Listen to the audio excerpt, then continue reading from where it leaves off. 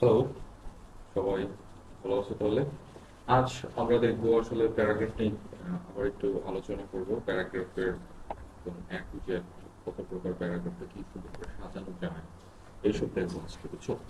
So প্যারাগ্রাফের জন্য যেরকম হচ্ছে টেক্সট, সো টেক্সটটাকে আমরা বেশি কাজ করবো। টেক্সট দিয়ে কি কি, এটা অবশ্যই সিএসএস, আমরা সিএসএস ইউজ করবো যেখানে। সো প্রথমে তো তোমাদেরকে আমরা ধরো আসি আমরা আহ, একটা আমরা কি লিখি, ধরো প্যারাগ্রাফের জন্য আমরা কি ট্যাগ ইউজ করি? পি ট্যাগ, তাই না? তো পি ট্যাগ যখন ইউজ করি তখন পি ট্যাগের জন্য ধরো পেজ কোডের প্রতিটা জানি ল, তুমি লিখতে পারো ল 50 ওয়ার্ড। তো এইভাবে আমরা একটা 50 ওয়ার্ডের পি ট্যাগ লিখতে পারি। তো লেখার পর তো একে যদি আমরা স্টাইল করতে যাই, আমরা এখানে সুন্দর করে স্টাইলের জন্য কিনে স্টাইল তুমি ট্যাগটা লিখে দেবো এসটি, রাইট? ক্লিক করে হয়ে যাবে, তাই না? তো পিটেক দিলাম এবং স্টাইলও নিলাম। এখন যদি আমি পিটেক দিয়ে কালার করতে চাই তাহলে আমরা কি ব্যবহার করবো? পি জাস্ট সিলেক্টরটা নিয়ে বা পি সিলেক্টর তারপর তুমি জাস্ট কালার কথাটা লিখবা, লেখার পর শিফটে ধরে সুন্দর করে শিফটে ধরে আমরা যে কোনো প্রকারের কালার নিতে পারি, যেরকম ধরো রেড কালার দিলাম আমি, হ্যাঁ? রেড কালার দেওয়ার পর একটা সেমিকোলন দিয়ে দাও, পরবর্তীতে আবার কিছু। এখন এটা হচ্ছে রেড কালার। তো আমরা যদি এখানে দেখো, এখানে অনেক এটা হচ্ছে কি একটা টেক্সট, টেক্সট আকারে কালারটা আমরা দিতে পারি রেড, তারপর কি অরেঞ্জ, লট অফ থিংস। এরকম রেড কালার দিলাম, সেভ করলাম। যদি দেখতে চাই আমরা open with the left server দেই, দেখি কি আসে। ধরো এই গেল একটা জিনিস, প্রপার্টি টেক্সট কালার চলে আসছে। এর মধ্যে আরেকটা প্রপার্টি আছে, ধরো টেক্সট অ্যালাইন নামে একটা আছে। সো আমরা এটা দেখার জন্য H2 দেখে যদি সার্চ দিই, H2 Lauren 5 word. So Lauren 5 মানে 5 ওয়ার্ড হয়ে গেল। তো টেক্সট অ্যালাইনের সাথে আমরা যদি এটাকে, এখন একটা জিনিস দেখো, আমরা টেক্সট অ্যালাইন দেখবো। সো এর জন্য কি, ধরো এখানে আমরা H2 কে ডিরেক্ট সিলেক্ট করে নিতে পারি। কিভাবে? এইভাবে সিলেক্টর দ্বারা শিফট লেখে তো সিলেক্ট হয়ে গেল। তো টেক্সট অ্যালাইন নামে একটা অপশন আছে। টেক্সট অ্যালাইন, তো টেক্সট অ্যালাইন এখানে কি কি আছে? Centre and justify, left, right, start. আবার যদি রাইটে দিই তাহলে কি হয়? তো সেভ করো, লেখাটা কি হবে? রাইট দিকে যাবে। দেখো তো কি হয়, দেখো লেখার মতো লেখা কিন্তু অটোমেটিক রাইট দিকে চলে গেছে। যদি আমরা না দিতাম, এটা যদি আমরা না দিতাম, কমেন্ট আউট করে ফেলাই, কমেন্ট আউট করে যদি আমরা দেখি, তখন দেখি কি হয়, দেখো লেখা এখন লেফট সাইডে আছে। সেইভাবে আমরা করতে পারি। রাইট সাইডে এখন যদি আমার পছন্দ হয়, যেমন সেন্টার দিব, সেন্টার লেখো, তাহলে কিন্তু লেখা সেন্টারে চলে যাবে। লেখা এখন সেন্টারে আছে, তাই না? তো টেক্সট অ্যালাইনের একটা প্রপার্টি দেখুন, তার কি কি প্রপার্টির কি কি ভ্যালু আছে দেখে নিই। আবার একটু দেখি, তাই না? তো প্রপার্টির ভ্যালুগুলো কি কি আছে আছে দেখো। সেন্টার আছে, এন্ড আছে, এন্ড মানে একদম শেষ। ফ্রন্টে থাকবে justify, justify left, right and start. This is the property. Okay, justify মানে কি? জাস্টিফাই মানে একেবারে পুরো এরিয়া নিয়েই থাকবে। যেরকম এটার মধ্যে আমরা কিছু ওয়ার্ড যোগ করবো, লরেন অ্যাক্টিভিটি।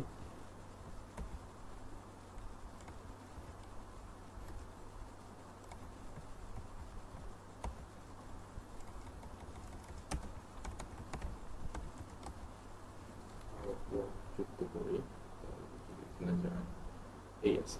তো এই লেখাটা এইভাবে আছে, কিন্তু এই লেখাটাকে আমি আমার ভালো লাগে না, তাই এটাকে আমি ধরো টেক্সট লাইন যেটা আছে, টেক্সট লাইন আমি সেন্টার না দিয়ে যদি জাস্টিফাই তাহলে দেখবো লেখাটা, দেখবো যে একদম এইখানে শেষ প্রান্তের মতো সব অ্যাট্রিবিউট ওয়ার্ডের এদিকে যেদিকে শুরু হয়েছে একদম ওয়ার্ড শেষ প্রান্ত আছে, জাস্টিফাই হয়ে আছে, বুঝছো? এটাকে বলে জাস্টিফাই। সেন্টার হলে লেখাগুলো সেন্টার থেকে শুরু হবে, লেফট হলে লেখাগুলো লেফট থেকে শুরু হবে, রাইট হলে লেখাগুলো রাইট দিকে চলে যাবে। এটা হচ্ছে টেক্সট অ্যালাইনের কাজ। টেক্সট অ্যালাইন চলে গেলার পর এখন যদি আমরা যাই, পি ট্যাগের কিছু সুন্দর কাজ হচ্ছে আমরা এটা করতে পারি। যেরকম ধরো একটা টেক্সট ডেকোরেশন মানে একটা প্রপার্টি আছে, টেক্সট ডেকোরেশন। তুমি কি ডেকোরেশন মানে ঘর বাড়ি যেরকম ডেকোরেশন করে সেরকম একটা কিছু আমরা চাইলে আমাদের লেখাগুলোকে ডেকোরেশন করতে পারি। সো টেক্সট ডেকোরেশন যদি আমরা দেখতে চাই, তো এটাকে এটাকে আমরা সেন্টার দিয়ে দিই। টেক্সট ডেকোরেশন নামে যে অপশনটা আছে, টেক্সট ডেকোরেশনে যদি যাই সেখান থেকে ড্যাশ ডট এর ডাবল অনেকগুলো ভ্যালু শো করতেছে। So you can try at your home, তুমি তোমার বাসায় ট্রাই করতে পারো, তারপর অনলাইনে সার্চ করে দেখতে পারো ডেকোরেশনের আর এসে যদি তুমি আন্ডারলাইন রাখো তাহলে কি হয়, কি কারো মাথায় কি কিছু আসছে আন্ডারলাইন মানে কি? যেমন আন্ডারলাইন মানে হচ্ছে নিচে একটা আন্ডারলাইন হবে। আর যদি আন্ডারলাইন না দিয়ে আমরা যদি ওভারলাইন দিই, আমার যদি উপরে দেওয়ার দরকার, তাহলে আমি কি করব? আমি লিখবো হচ্ছে ওভারলাইন। সো যদি সেভ করো তাহলে ওভারলাইন যদি চেক করো দেখো ওভার আছে, একটা উপরের দিকে লাইনটা চলে গেছে। এখন তোমার মনে হয়েছে না আমি মাঝ বরাবর কাটা কেটে দিয়েছি, তাহলে কি করতে হবে? তাহলে সুন্দর করে এটাকে লিখবো হচ্ছে লাইন থ্রো নামে একটা অপশন আছে, তো লাইন থ্রো। সো যদি দাও লাইন থ্রো হয়ে গেছে, সেটা আমার দরকার নেই, এরকম বোঝাচ্ছি এই কথাটা। ওকে, সো টেক্সট ডেকোরেশন তুমি এইভাবে করতে পারো। মজার ব্যাপার হচ্ছে আমরা যদি অ্যাঙ্কর ট্যাগ ইউজ করি, তোমরা কখন অ্যাঙ্কর ট্যাগ ইউজ করছো?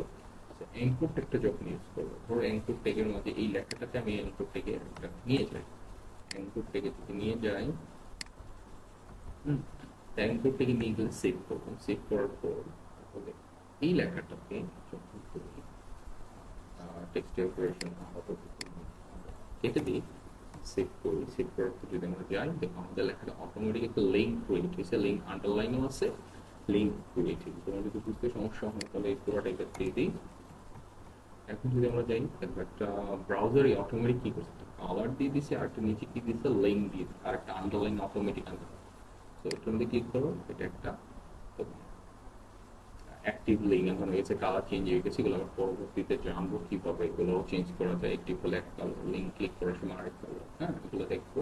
তো দেখার পাশাপাশি যেরকম আন্ডারলাইনটা আছে আমরা চালিয়ে আন্ডারলাইনটাকে চেঞ্জ করতে পারি, হ্যাঁ চেঞ্জ করে দিতে বা আই করে দিতে পারি। কীভাবে করতে পারি? একই জিনিস ইউজ করবো, সেটা হচ্ছে টেক্সট ডেকোরেশন। সো আমরা যদি টেক্সট ডেকোরেশনে যাই কি লিখবো? জাস্ট নাম। তুমি যদি নামে ক্লিক করো তাহলে দেখো তোমার লেখা থেকে তুমি যখন টেক্সট ডেকোরেশন এই টেক্সট H2 তে লিখলে না লিখলে আমরা টপিক করেছি সেটা হবে তোমার অ্যাঙ্কর ট্যাগে দিতে হবে। অ্যাঙ্কর ট্যাগে তো আমরা এটা না, অ্যাঙ্কর ট্যাগে টেক্সট ডেকোরেশন তুমি দেবে কি নাম করে দেবে, তাহলে দেখছো তোমার নিচের আন্ডারলাইনটা চলে গেছে। তো এটার একটা ইউজ আছে টেক্সট ডেকোরেশন, হ্যাঁ।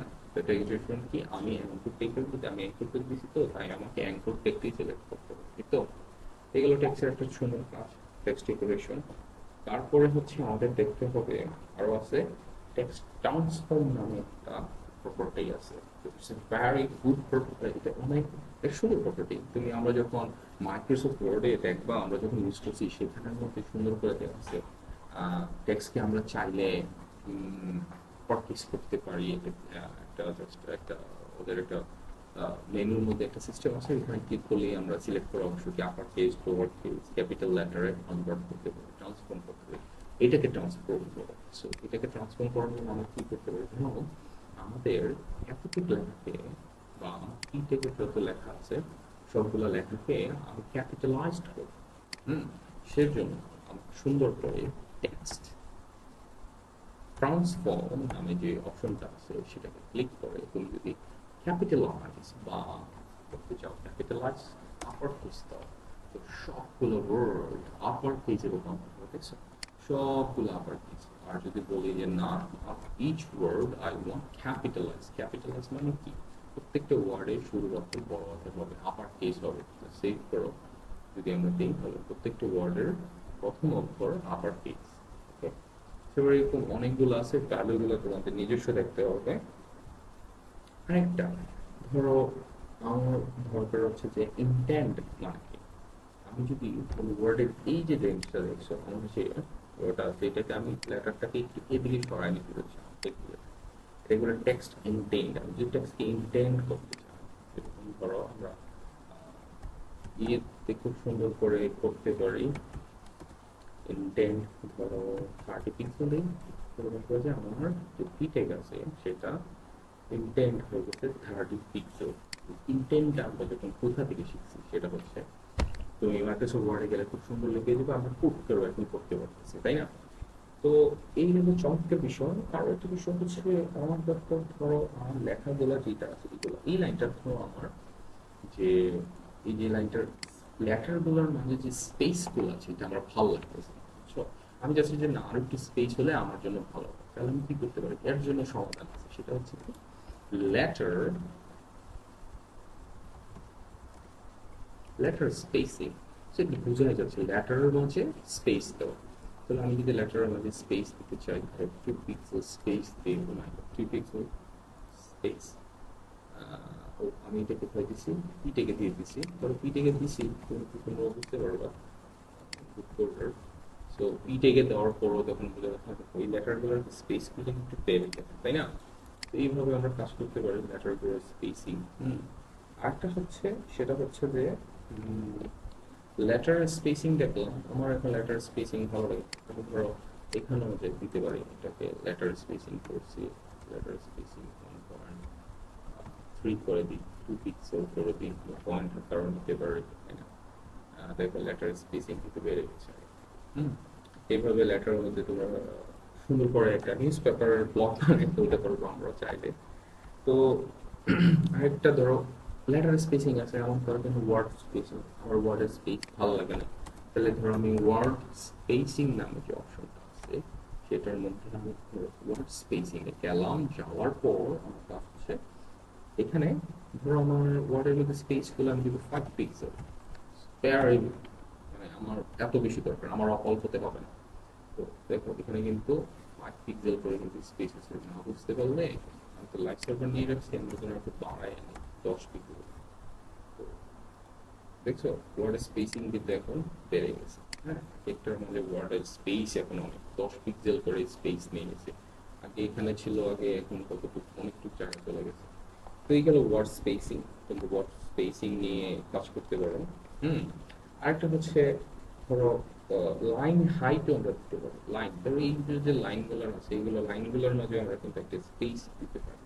এরকম ধরো আমরা যদি যাই বেশি না লাইন হাইট নামে ওই দেখো অপশনই আছে, এখানে আরো আছে, ওগুলো চেক করবো। লাইন হাইট ধরো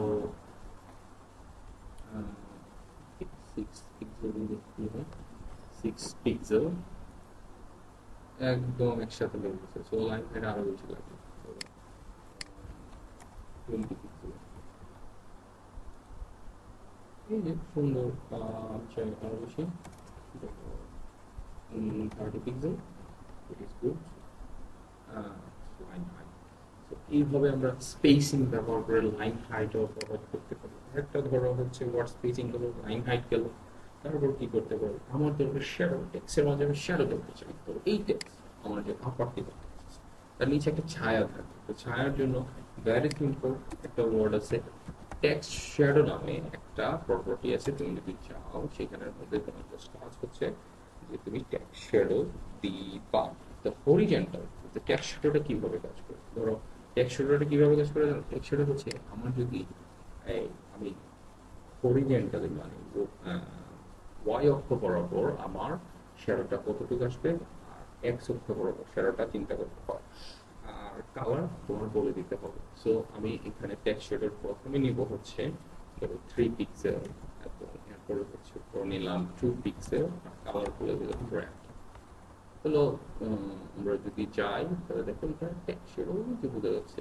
তোমার যদি কালার পছন্দ না হয় তাহলে আমরা এইখান থেকে সুন্দর করে কালার পরিবর্তন করে দিতে পারি। যেরকম ধরো এটা দিলাম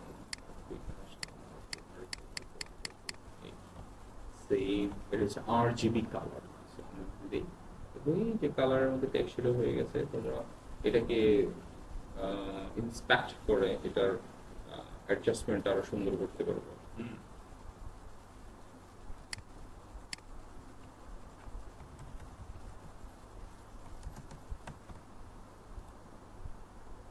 দেখছো এটা কি দিছি, এটা দিছি হচ্ছে গ্লো, এটাকে আমি আরো শ্যাডোটাকে আমরা পাতলা করে দিছি, মানে গ্লো করে দিচ্ছি, দেখছো লেখাটা এখন কত সুন্দর হয়েছে না?